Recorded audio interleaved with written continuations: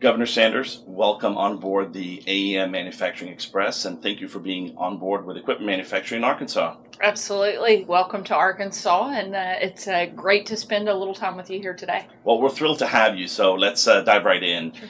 Talk to me a little bit about why manufacturing is important to Arkansas. Well, I think it's important not just to Arkansas, but it's important to the entire country. America does better when we make things here at home. I think we saw that so much during COVID, and it reminded us how important it is to have homegrown products, homegrown manufacturing, and it's an industry that's really important to our state. We have heavily focused over the last year and a half making sure that we have the workforce that is needed, not only to retain companies that already exist in manufacturing and advanced manufacturing in our state, but also to bring new industry here. We want to keep as much manufacturing here in America as possible, and there's no better place to do that than Arkansas. Well, we certainly appreciate your support over the years in strengthening manufacturing in Arkansas and bringing more manufacturing companies to the state. Talk to us a little bit about the policies that you're working on and your leadership on behalf of manufacturing in the state. Absolutely. As we've said, manufacturing is important for our state, but if we really want it to grow and continue to be a powerful industry, we have to supply the skilled, qualified workforce that it needs to really be successful. And so that means partnering with industry, bringing our educational institutions together to supply that workforce. We've leaned heavily in on creating a great pipeline, starting as early as middle school, junior high, and high school.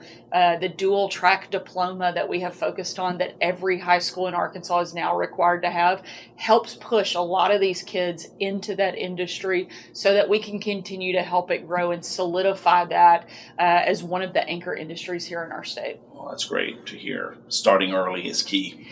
And so many kids don't know the opportunities that exist right here in our backyard, and the great life and living that they can make in manufacturing. And a lot of those jobs are things they can go directly into right out of high school, or with some additional hands-on training that a lot of the industry companies are supplying and helping. And so it's a great way to provide for your family and to have great quality of life right here in our state.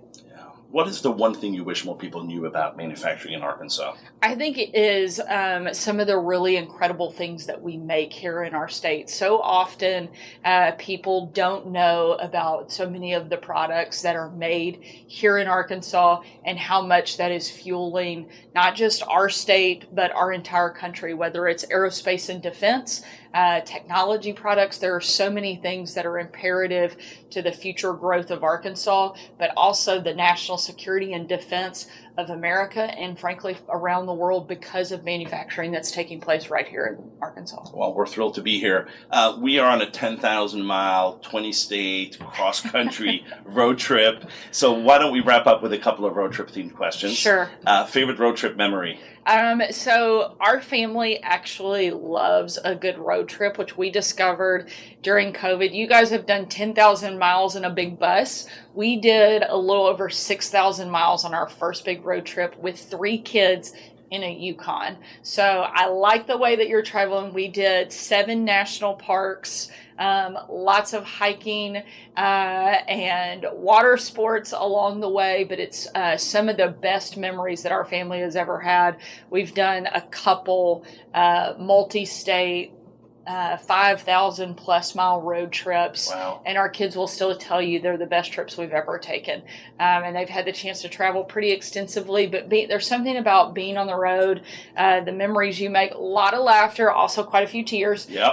But we seem to block those out when we look back. But certainly some of our greatest memories exploring God's beautiful creation all over America and some of our country's best national parks together as a family. Sounds like your crew could jump on board our bus and I don't know if you want that. Keep in mind the first one that we did, our kids were 8, 6, and 4. And so that was a lot of activity, energy, and a lot of really good snacks. That's what we have discovered is the key to happiness on the road is entertainment, a lot of stops, and a lot of snacks. Well, that brings me to the next question. Favorite road trip snack? I would have to say probably collectively our biggest would be gummy bears for our crew. That's a good go-to favorite, and it's one of the few things that all 5 members of our family are happy to have. Hey, that's my favorite road trip snack too, so I could get on board with that. Final question, Governor.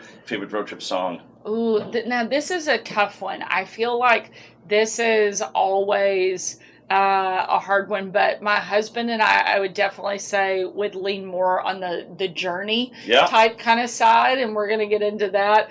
Our kids, we have a 12-year-old daughter. She's probably a little more Taylor Swift, and our boys are definitely more country fans. And so probably depends on who's in control of the radio. Our kids will tell us, please don't make us listen to the old people music. And so we have to find the balance with 3 kids in the car most of the time. But we have a pretty eclectic list. But I would say Journey would have to be at the top of our list. Now you're speaking my language.